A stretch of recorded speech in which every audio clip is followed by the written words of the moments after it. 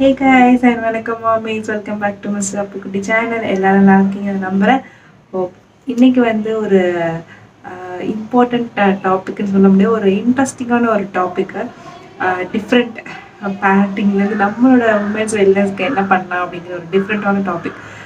நிறைய பேர் கேட்டிருந்தாங்க, ஒர்க்கிங் உமன்ஸ்க்கு எப்படி வந்து குழந்தைங்களையும் பார்த்துக்கணும், ஃபேமிலியை ப்ளஸ் லைஃப் எப்படி வந்து பேலன்ஸ் பண்ணுறது, தெரிஞ்ச டிப்ஸ் கொடுங்க அப்படின்ட்டு சொல்லியிருந்தாங்க. எனக்கு கேட்ட உடனே சொல்கிற அளவுக்கு நான் வந்து ப்ரிப்பேர் பண்ணேன். ஸோ ப்ரிப்பேர் பண்ணுறதுக்கு இவ்வளோ டைம் நான் எடுத்துக்கிட்டேன். 3 months ஆயிடுச்சு.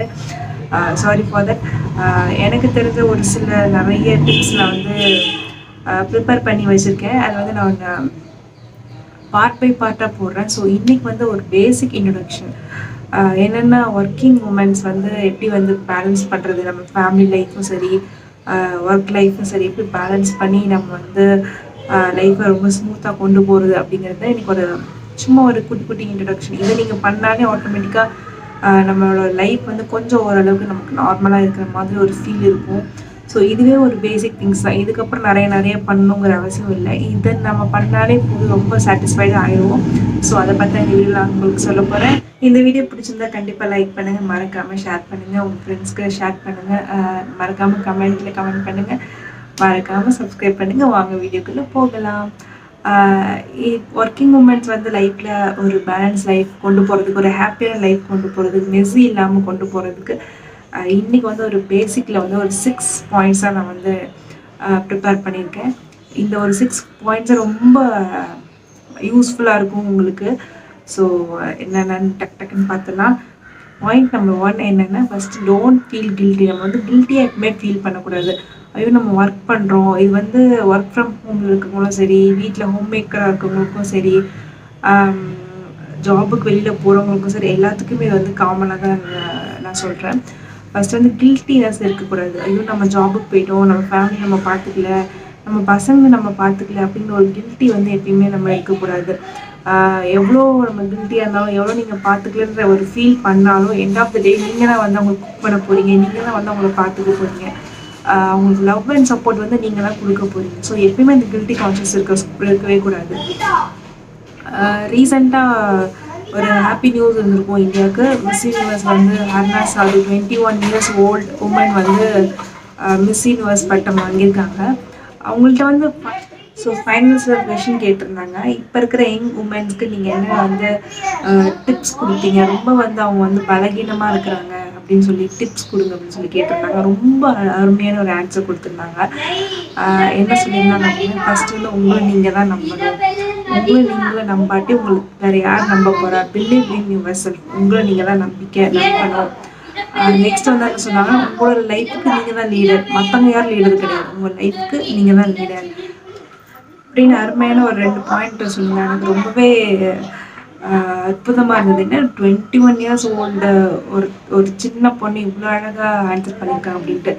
இது வந்து ஆன்சராக மட்டும் நம்ம பார்க்காம இதில் ரொம்பவே ஒரு மீனிங்ஃபுல் சென்டென்ஸ், ஒரு லைஃப் நம்ம கொடுத்துருக்காங்க. என்ன அப்படின்னா, உங்கள் லைஃப்பை நீங்கள் தான் வந்து பிலீவ் பண்ணணும். நீங்களே வந்து ஐயோ நான் இது பண்ணலையே, உங்களுக்கு இது பண்ணலையே, அவங்களுக்கு எனக்கு சாட்டிஸ்ஃபை இல்லையே, எனக்கு கில்ட்டி இல்லையே அப்படின்னு நீங்களே சொல்லிக்கிட்டீங்கன்னா, உங்களை சுற்றி இருக்கவங்க எல்லாருமே உங்களை அப்படி தான் சொல்லுவாங்க. ஸோ நீங்கள் நம்பணும், என்னோடய லைஃப் நான் நல்லாவே பார்த்துக்கிறேன், என்னோடய பசங்களை நல்லாவே பார்த்துக்கிறேன், என் ஹஸ்பண்டை நல்லாவே பார்த்துக்கிறேன், ஃபேமிலி நான் நல்லாவே பார்த்துக்கிறேன். நீங்கள் உங்கள் லைஃப்பில் நீங்கள் பிலீவ் பண்ணீங்க அப்படின்னா கண்டிப்பாக வந்து உங்களை சுற்றி இருக்கவங்களும் உங்களை வந்து எந்த விதத்துலையும் ப்ளேம் பண்ண மாட்டாங்க. Point number 1. பாயிண்ட் நம்பர் 2 என்னென்னா, மேக் டு டூ லிஸ்ட். ஒரு டு டூ லிஸ்ட் எப்பவுமே போட்டுக்கிறது ரொம்பவே நல்லது, ரொம்பவே ஹெல்ப்ஃபுல்லாக இருக்கும். ஹோம் மேக்கராக இருந்தாலும் சரி, ஒர்க் ஃப்ரம் ஹோமில் இருக்கிறவங்களும் சரி, இல்லை வெளியில் போய் ஜாபுக்கு போகிறீங்கனாலும் சரி, ஒரு டு டூ லிஸ்ட் போட்டுக்கணும். ஃபார் எக்ஸாம்பிள், இப்போ வெளியில் போகிறீங்க அப்படின்னா, இப்போ வந்து ஏதோ ஒரு டாய் ஷாப்புக்கு கூட்டிகிட்டு போகிறேன்னு ப்ராமிஸ் பண்ணியிருக்கீங்க உங்களோட பசங்களுக்கு. அதுவும் இல்லாமல் நீங்கள் டு டூ லிஸ்ட்டில் எழுதிருக்கீங்க, டாய்ஸ் வாங்கணும், வெஜிடபிள்ஸ் வாங்கணும், க்ராசரி ஷாப்ஸ்க்கு போகணும் அப்படின்ட்டு.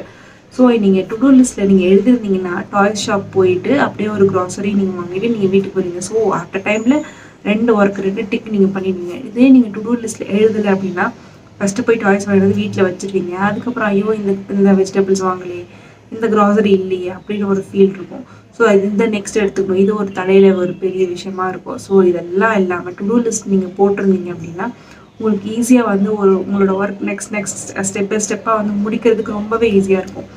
நெக்ஸ்ட் வந்து ஷெட்யூல். இந்த டு டூ லிஸ்ட்டுக்கும் ஷெட்யூலுக்கும் ஒரு நிறைய டிஃப்ரென்ஸ் இருக்குது. டு டூ லிஸ்ட்னா நீங்கள் பண்ண வேண்டிய வேலைகளை எழுதி வைக்குது. ஷெட்யூல்னு அந்த வேலையை எப்பப்போ பண்ண போகிறோம்.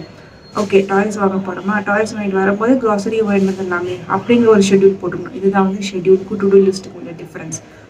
இந்த ஷெட்யூல்லே என்ன ஒரு ஈஸியான ஒரு டிப் கொடுக்குறோம் அப்படின்னா, இப்போ உள்ள இந்த மாடர்ன் லைஃப்பில் நீங்கள் வந்து எல்லாமே நேராக தான் போய் க்ராசரி வாங்கணும், நேராக தான் போய் வெஜிடபிள்ஸ் வாங்கணும், நேராக தான் ஒரு மாஸ்க் வாங்கணும், இப்படிலாம் இல்லாமல் ஆட்டோமேட்டிக்காக நீங்கள் ஆன்லைனில் உங்களுக்கு எதெல்லாம் ஈஸியாக வந்து வாங்க முடியுமோ, எதெல்லாம் உங்களுக்கு அவைலபிலிட்டி இருக்குதோ அதெல்லாம் வந்து நீங்கள் ஆன்லைனில் போட்டுக்கலாம். ஸோ உங்கள் டைமும் வந்து ரொம்பவே சேவ் ஆகும், வேஸ்ட் ஆகாமல்.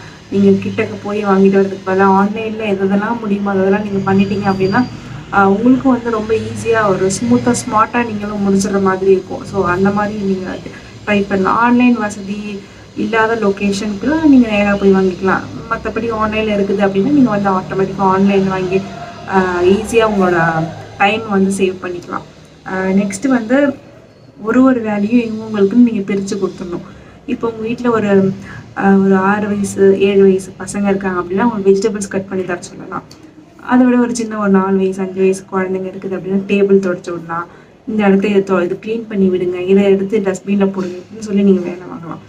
எதுவுமே நீங்கள் செய்யாமல் நீங்களே வெஜிடபிள்ஸ் பீல் பண்ணுறது, நீங்களே வெஜிடபிள் கட் பண்ணுறது, நீங்களே வீட்டை துடைக்கிறது, நீங்களே க்ளீன் பண்ணுறது, நீங்களே ஜாபுக்கு போகிறீங்க அப்படின்னா பார்க்குறவங்களோட குழந்தைங்களுக்கு என்னென்னா, ஓகே இதெல்லாம் வந்து அம்மா மட்டும் தான் பண்ணுவாங்க, நம்மளாம் பண்ணக்கூடாது போல் அப்படின்றது இன்பில்ட்டாக உள்ள அப்படி ஒரு ஹேபிட் டெவலப் ஆகிடும்.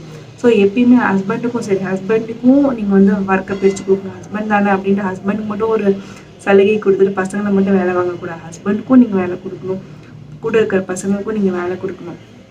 இப்படி நீங்கள் கொடுக்கும்போது ஓகே இதுதான் லைஃப், இதுதான் ஃபேமிலி, இப்படி தான் நம்ம வந்து எல்லாத்தையும் ஷேர் பண்ணிக்கணும், அம்மா மட்டுமே இதெல்லாம் செய்யணும் அப்படிங்கிறது இருக்கக்கூடாது அப்படிங்கிறது அவங்களுக்கு வந்து ஒரு ஹேபிட்டாக ஒரு டெவலப் ஆகும். ஸோ 4th பாயிண்ட் முடிஞ்சிச்சு. 5th point. 6th பாயிண்ட் வந்து எப்படி சொல்கிறது, டிவி பார்க்குறத அவாய்ட் பண்ணணும். இது என்ன பாயிண்ட்னா, உங்களோட வேலையெல்லாம் முடிஞ்சது ஓகே.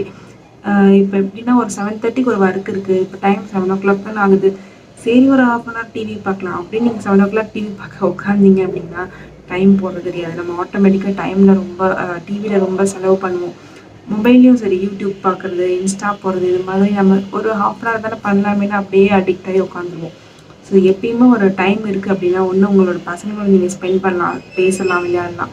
இல்லைன்னா அந்த ஒர்க்கை கொஞ்சம் முன்னாடி நீங்கள் முடிச்சுட்டு அப்புறமா நீங்கள் டிவி பார்க்க உங்கள் என்டர்டெயின்மெண்ட் பண்ணுறதுக்கு நீங்கள் உட்காந்துக்கலாம். டிவியே பார்க்கக்கூடாது, மொபைலே பார்க்கக்கூடாது நான் சொல்லவே இல்லை. உங்கள் ஒர்க் முடியறதுக்கும் இன்னொரு ஒர்க்குக்கும் நடுவில் இருக்கிற கேப்பில் டிவி பார்க்குறாதீங்க, ஃபோன் மொபைல் பண்ணாதீங்க, மொபைல் பார்க்காதீங்கன்னு சொல்கிறேன். ஏன்னா டைம் போகிறது தெரியாது. ஸோ ஆட்டோமேட்டிக்காக அந்த ஒர்க் வந்து அப்படியே ஸ்டாக் ஆகிட்டே வரும். ஸோ எண்ட் ஆஃப் த டே ஐயோ இது பண்ணலையே அது பண்ணலையே நமக்கு வந்து டென்ஷனாக இருக்கும், நல்ல ஒரு ஸ்லீப் கிடைக்காது இல்லையா. ஸோ அதுக்கு தான் வந்து டிவி பார்க்கறத அவாய்ட் பண்ணுங்கன்னு சொன்னது. லாஸ்ட் விஷயம் என்ன அப்படின்னா, லாஸ்ட் பாயிண்ட், உங்களோட பசங்க வந்து டிபெண்ட் பண்ணி இருக்கக்கூடாது அப்படின்னு நீங்கள் கற்றுக் கொடுக்கணும். இப்போ ஃபார் எக்ஸாம்பிள் எல்லாரும் ஒன்றா உட்காந்து டைனிங் டேபிளில் சாப்பிட்றீங்க, ஏதோ ஒன்று மறந்துட்டீங்க, இல்லை அவங்களுக்கு வந்து நூடுல்ஸ் சாப்பிடும்போது ஏதோ ஒன்று சாப்பிடும்போது ஒரு சால்ட்டோ ஒரு சாஸோ தேவைப்படுது அப்படின்னா நீங்கள் ஒன்று எழுந்து போய் எடுத்துகிட்டு வரக்கூடாது. அவங்களுக்கும் அது எங்கே இருக்குன்னு தெரியும். ஸோ அவங்களாலே அவங்களுக்கு தேவையான விஷயத்த எடுத்துகிட்டு வந்து உபயோகப்படுத்திக்க சொல்லி நம்ம வந்து சொல்லித்தரணும். குளிச்சு முடிச்சுட்டு வந்தது அவங்க ட்ரெஸ் அவங்களே எடுத்துக்கணும், அவங்களோட டவல் எடுத்து அவங்களே வந்து பாடி ட்ரை பண்ணிக்கணும். இந்த மாதிரி விஷயத்த நீங்கள் கற்றுக் கொடுக்கணும். என் குழந்தைக்கு எல்லாமே நான் தான் பண்ணுவேன், ட்ரெஸ் நான் தான் செலக்ட் பண்ணுவேன், எதுவுமே தெரியாது நீங்கள் இப்போ வளர்த்துட்டீங்க அப்படின்னா ஒரு டீனேஜ் கிட்ட போகும்போது நாளைக்கு தனியாக அவங்க போகலாம், காலேஜ் லைஃப் போகலாம், இந்த மாதிரி ஏதோ ஒரு விஷயத்தில் அவங்க வந்து என்ட்ரு ஆகும்போது ரொம்பவே ஸ்ட்ரகிள் ஆகுவாங்க. எப்பயுமே உங்களுக்கு டிபெண்ட் பண்ணியிருப்பாங்க. இந்த மாதிரி டிபெண்ட் பண்ணியிருக்கனால உங்களுக்கும் வந்து நிறைய ஒர்க், இந்த மாதிரி குட்டி குட்டி விஷயமும் நீங்கள் ஷேர் பண்ணதுனால நிறைய ஒர்க் உங்களுக்கும் வந்து ஸ்டாக் ஆகிட்டே வரும். ஸோ இதுதான் வந்து முத்தான 6 பாயிண்ட். இந்த 6 பாயிண்ட் மட்டும் நீங்கள் ட்ரை பண்ணி பாருங்கள், ரொம்பவே உங்கள் லைஃப் வந்து ரொம்ப ஈஸியாகிட்ருக்கும். இதெல்லாம் வந்து பண்ணுறதுக்கு ஒரு ஹார்ட்லி ஒரு 2 hours, இல்லை வேலை முடிச்சுட்டு வந்து ஒரு 1 hour அந்த மாதிரி தான் இருக்கும். நடுவில் உங்கள் ஒர்க்கும் பார்க்கலாம். ஒர்க்கில் போய் உட்காந்துட்டு ஐயோ இன்றைக்கி வெஜிடபிள்ஸ் வாங்கலையே, ஐயோ இன்றைக்கி இது நம்ம பண்ணலையே அப்படின்னு நீங்கள் ஃபீல் பண்ணிவிட்டு ஒர்க்கையும் பார்க்க முடியாமல் இந்த வீட்டு வேலைகளையும் நீங்கள் வந்து ஃபேஸ் பண்ண முடியாமல் இருப்பீங்க இல்லையா. ஸோ இதுக்கு வந்து இந்த மாதிரி குட்டி அந்த பாயிண்ட்ஸ் வந்து நீங்கள் வந்து கடைப்பிடிச்சிங்க அப்படின்னா கண்டிப்பாக வந்து 2 ஒர்க் லைஃப்பும் சரி, வீட்டு லைஃப்பும் சரி 2த்துலேயும் வந்து ஈஸியாக பேலன்ஸ் பண்ண முடியும். ஹோப் உங்களுக்கு இந்த பாயிண்ட்ஸ்லாம் உங்களுக்கு ரொம்ப பிடிச்சிருக்கும் நான் நம்புகிறேன். இந்த வீடியோ உங்களுக்கு பிடிச்சிருந்தா கண்டிப்பாக லைக் பண்ணுங்கள், உங்கள் ஃப்ரெண்ட்ஸ்க்கும் ஷேர் பண்ணுங்கள், மறக்காமல் சப்ஸ்கிரைப் பண்ணுங்கள். அப்பு வ்ளாக்ஸ் புது சேனல் இருக்குது, அதையும் போய் சப்ஸ்கிரைப் பண்ணுங்கள். பாய், டேக் கேர், பி பாசிட்டிவ்.